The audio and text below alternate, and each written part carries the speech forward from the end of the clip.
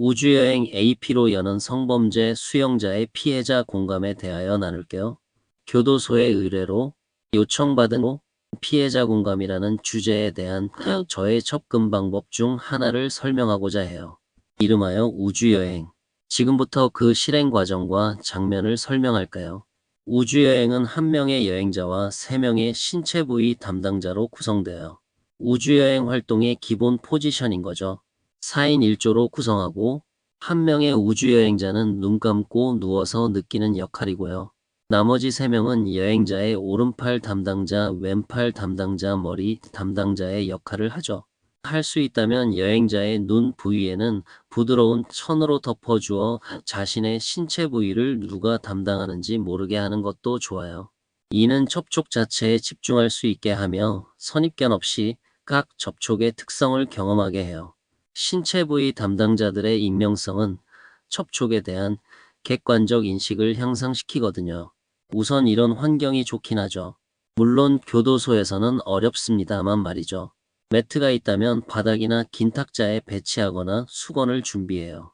이제 우주여행자 한 명은 똑바로 눕고 팔은 몸 옆에 편안하게 내려놓죠. 목 아래에 작은 베개를 받쳐주면 더욱 편안하죠. 물론 할 수 있다면 해주는 게 좋다는 것이죠. 눈에 부드러운 수건이나 천을 올려 시각을 적절히 차단해요. 이때 압박감이 없도록 가볍게 올려놓는 것이 중요해요. 이제서야 담당자 위치 선정을 해요.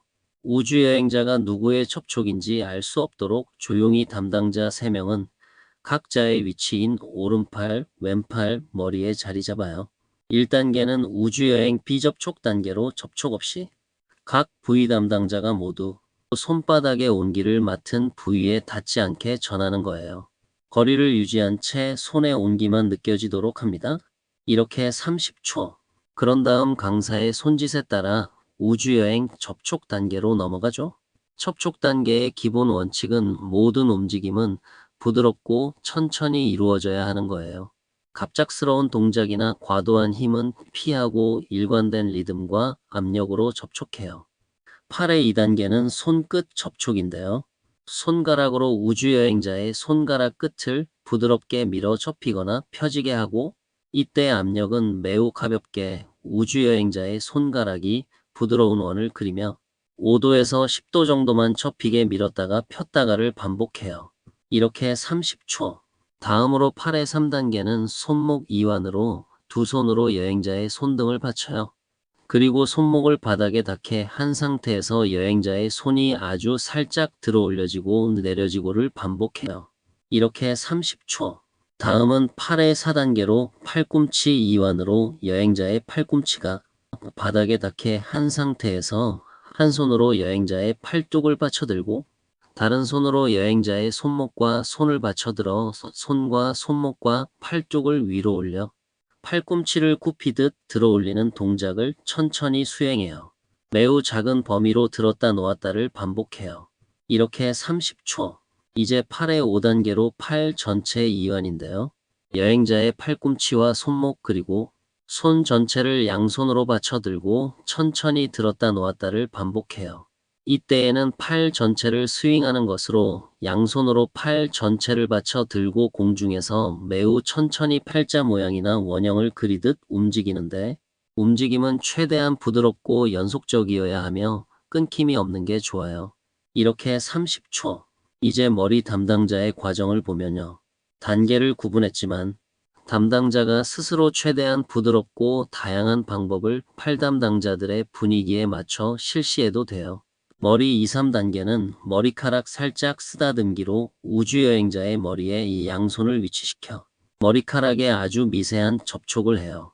매우 천천히 머리카락을 손가락으로 가볍게 쓸어주죠. 머리 4단계 두피 마사지는 양손 손가락 끝을 이용해 이마부터 정수리, 후두부까지 원을 그리며 매우 부드럽게 마사지할 수 있죠. 압력은 두피에 접촉이 느껴질 정도로만 가볍게 해요. 머리 5단계 관자놀이 지압은 양쪽 관자놀이에 약지 손가락을 위치시키고 매우 약한 압력을 주며 작은 원을 그리거나 하며 반복하면 되죠. 머리 6단계 살짝 들어 올리기는 양손으로 머리 전체를 받쳐 들되 목이 과도하게 구부러지지 않도록 주의해요. 매우 천천히 2~3cm만 들어 올린 후 같은 속도로 내려놓습니다. 이 과정을 반복하며 30초.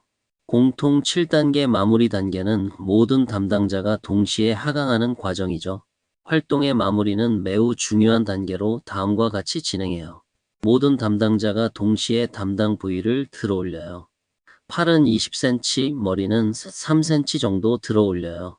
그리고 정지한 상태에서 강사의 지시가 내려지면 약 30초에 걸쳐 극도로 천천히 바닥에 내려놓아요.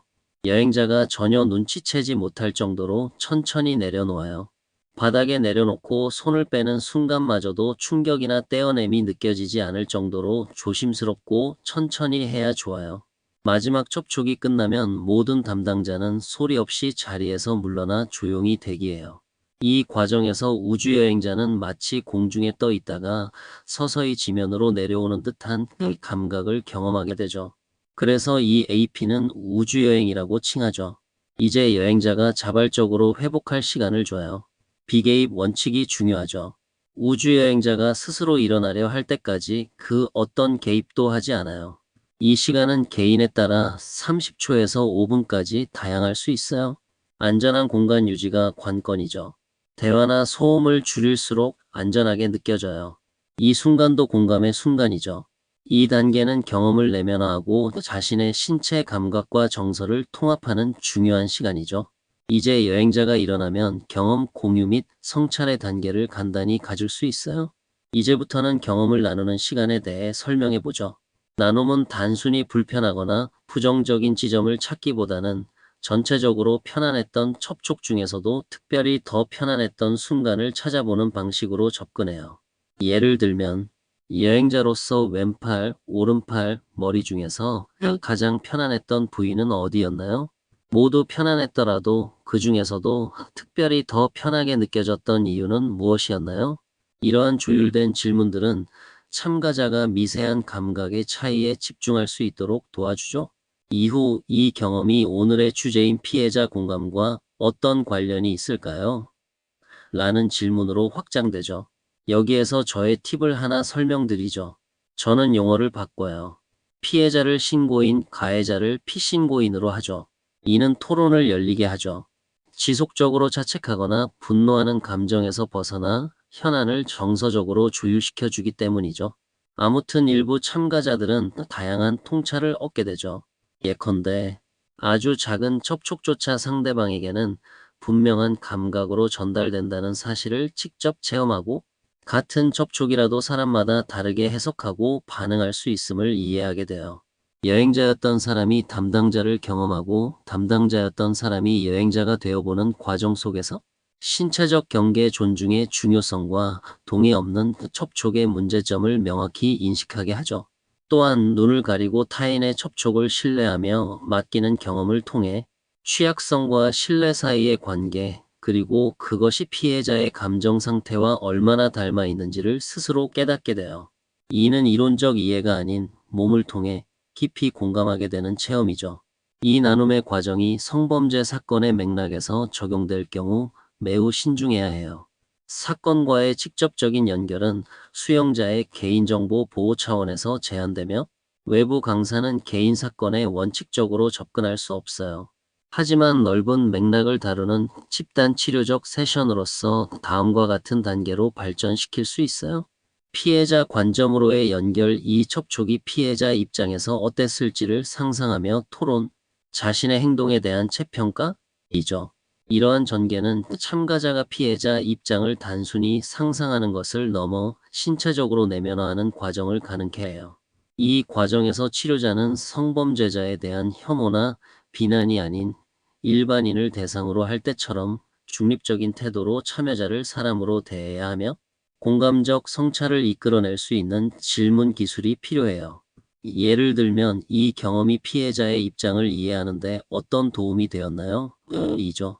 우주여행이 기반한 심리운동은 독일어권에서는 사이코모터릭, 영어권에서는 사이코모터 테라피라고 불리는데 신체와 정서, 사회성을 통합하는 접근이죠. 1950년대 독일의 에른스트 키프하르트가 체계화했으며 신체 기억, 자발적 참여, 관계 기반 학습을 통해 신뢰, 감각, 민감도, 경계 형성 능력을 회복하게 도와요. 실제로 접촉을 통해 옥시토신 분비 증가, 스트레스 호르몬 코르티솔 감소, 신뢰와 안정감의 신경생리학적 기반이 마련돼요.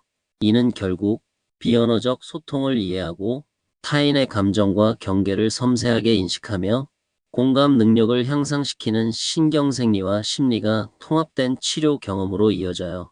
공감의 성장은 재범 방지와 사회 복귀 가능성 향상과 직결되며 우주여행은 이러한 변화의 중요한 출발점이 될 수 있겠죠?